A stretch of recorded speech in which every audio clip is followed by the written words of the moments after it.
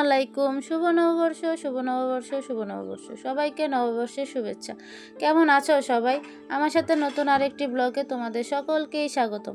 তো কে কোথা থেকে ভিডিওটি দেখছো অবশ্যই কমেন্টে জানিও। আর যারা ভিডিওটি দেখা শুরু করেছো তারা একটি লাইক দিয়ে পুরো ভিডিওটি কন্টিনিউ করিও। আশা করি ভিডিওটি তোমার ভালো লাগবে। আর আজকে যারা প্রথম আমার ভিডিও দেখছো, আমার চ্যানেলে নতুন, তারা আমার চ্যানেলটি ভিজিট করিও। যদি আমার ভিডিও তোমাদের কাছে ভালো লাগে থাকে তাহলে আমার চ্যানেলটি সাবস্ক্রাইব করে পাশে থাকা বেল আইকনটি অন করে দিও, যাতে পরবর্তীতে আমি কোনো ভিডিও আপলোড করলে সাথে সাথে তোমরা দেখতে পারো। তো বন্ধুরা, আমি সকাল সকাল ঘুম থেকে উঠে গেছি। আর ঘুম থেকে উঠে এখানে পাখিকে খাবার দিয়ে দিলাম। আর আজকে আমি চলে যাব। আর এখন আর মন খারাপ লাগে না, এভাবে অভ্যস্ততা হয়ে গেছে। 2 দিন ঢাকা আর 5 দিন গ্রামে। তো এরকমই চলছে আমার জীবন আর কি। তো এখানে আমি নাস্তা খেয়ে রেডি হয়ে আর কি বের হয়ে গেলাম। আমার বর আমাকে গাড়িতে তুলে দিতে যাচ্ছে।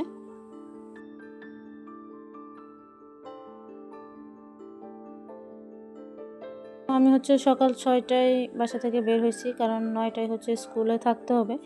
আর আজকে পয়লা বৈশাখের ছুটি হওয়া সত্ত্বেও স্কুলে যেতে হবে, কারণ স্কুলে কিছু কার্যক্রম পরিচালনা করতে হবে। এরকম হার হামেশায় দেখা যায় কিছু কিছু সরকারি ছুটিতে স্কুল খোলা রাখতে হয়, ক্লাস হয় না, কিন্তু কিছু কার্যক্রম পরিচালনার জন্য খোলা রাখতে হয়। তো এই তো বন্ধুরা, আমি বাস থেকে নেমে এখন সিএনজিতে উঠে গেছি। সিএনজিতে একবারে আমি স্কুলে চলে যাব। প্রথমে ভাবছিলাম যে তাড়াতাড়ি চলে গেলে বাড়ি থেকে তারপরে স্কুলে যাব। পরে দেখলাম যে রাস্তায় একটু জ্যাম পাইছিলাম, সেজন্য অনেকটাই দেরি হয়ে গেছে। তাই আর বাড়িতে গেলাম না, এখন এখান থেকে সরাসরি স্কুলে যাব। তো এই দেখো বন্ধুরা, আমি স্কুলে চলে আসছি। আর এটা যে আমার স্কুলের রাস্তা। যারা আমার প্রতিদিনের ব্লগ দেখো তারা হয়তো জানো। তো দেখো বন্ধুরা, এটা স্কুলের বাগান। বাগানটা দেখলে এখন আমার কাছে খারাপই লাগে। আমি যখন জয়েন দিছিলাম, এই পুরো জায়গাটা জুড়ে অনেক ফুল গাছ ছিল। আর এখন দেখো একটা ফুল গাছও নেই। আসলে এখনো শুকনো মৌসুম, তো সেই জন্য ফুল গাছ তেমন নেই। আর যে গাছগুলো আছে এগুলোতে ফুল ফুটে, কিন্তু এই যে বাচ্চারা আছে যারা, সব ফুল ছিঁড়ে নিয়ে যায়। ছোট ছোট বাচ্চা যারা আছে ওদেরকে বললেও শুনে না। তো দেখো এই যে এখানে এই ফুলটার এত পরিমাণ ঘ্রাণ। তো এখানে দেখলাম যে কলি আর এই যে ফুল। তো দেখো বন্ধুরা, এখানে আমার একটা স্টুডেন্ট, সে আমার জন্য এই যে এরকম ছোট ছোট 2টা ফুল গাছ আর এখানে কতগুলো ফুল নিয়ে আসছে। তো প্রাইমারি স্কুলে চাকরি করলে কিছু পাও আর না পাও, এই যে বাচ্চাদের যে একটা নিঃস্বার্থ ভালোবাসা, সেই ভালোবাসাটা খুবই পাওয়া যায়। আসলে ওদের মন খুব সহজ সরল থাকে, আর ওরা যাদের ভালোবাসে খুব নিঃস্বার্থভাবে ভালোবাসে। তো আমি এখানে এই ফুলটা দিয়ে একটু ফটোশ্যুট করার চেষ্টা করছিলাম। তো ভাবছিলাম যে একটু ভিডিও করি। ফুলটা খুব ভালো লাগতেছিল, আর যেহেতু অনেক রোদ ছিল, এখানে ধরার পরে ফুলটাও সুন্দর লাগতেছিল, আর ব্যাকগ্রাউন্ডটাও খুব ভালো লাগতেছিল। এই যে এখানে বাচ্চাদের চিত্রাঙ্কন প্রতিযোগিতা দেওয়া হয়েছে। পহেলা বৈশাখ উপলক্ষে যে কার্যক্রমগুলো স্কুলে পালন করা হয় সেগুলোই আমরা চেষ্টা করতেছি পালন করতে। তো এখানে যে দেখো বাচ্চারা কি সুন্দর সুন্দর দৃশ্য আঁকতেছে। মানে আমি একটু জাস্ট ভিডিও করলাম যে কত সুন্দর সুন্দর। আসলে এরা মানে নিজের মন থেকে যা আসতেছে, ওরা কিন্তু কিছু শিখে নাই, নিজের মন থেকে যা আসতেছে তাই আঁকছে। আর দেখো এই দৃশ্যটা কি সুন্দর হয়েছে, তাই না? ও কিন্তু ক্লাস 3-তে পড়ে। তো একটা 3 এর বাচ্চা এরকম সুন্দর একটা দৃশ্য আঁকছে, আসলেই ভাবা যায় তারা তাদের মনের মাধুরী মিশিয়ে ছবি আঁকতেছে। তো এখানে স্কুলের পক্ষ থেকে বাচ্চাদেরকে পহেলা বৈশাখ উপলক্ষে জিলাপি খাওয়াবে। তো সেগুলোরই প্রিপারেশান নিতেছিল সব স্যার ম্যাডামরা। আর এখানে চিত্রাঙ্কন হওয়ার পরে নাচ গান এইসব ছোটোখাটো একটা প্রোগ্রাম হয়। তো সেগুলো আর দেখাইলাম না। তো বন্ধুরা দেখো, আমি স্কুল থেকে বের হয়ে গেছি। এই যে ছাতা মাথায়, আজকে ছাতা নিয়ে আসছি, এত পরিমাণ রোদ উঠছে। ওই যে দেখো। আর আজকে পয়লা বৈশাখের ছুটি ছিল, ছুটিটা তো মাইর গেল।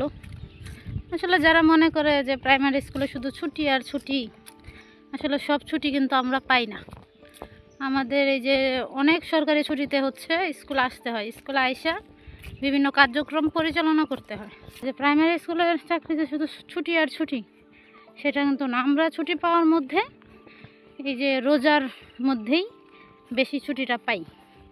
তাছাড়া আর তেমন কোনো ছুটি নেই। কোরবানি ঈদেও দেয়, মোটামুটি ভালোই ছুটি দেয়।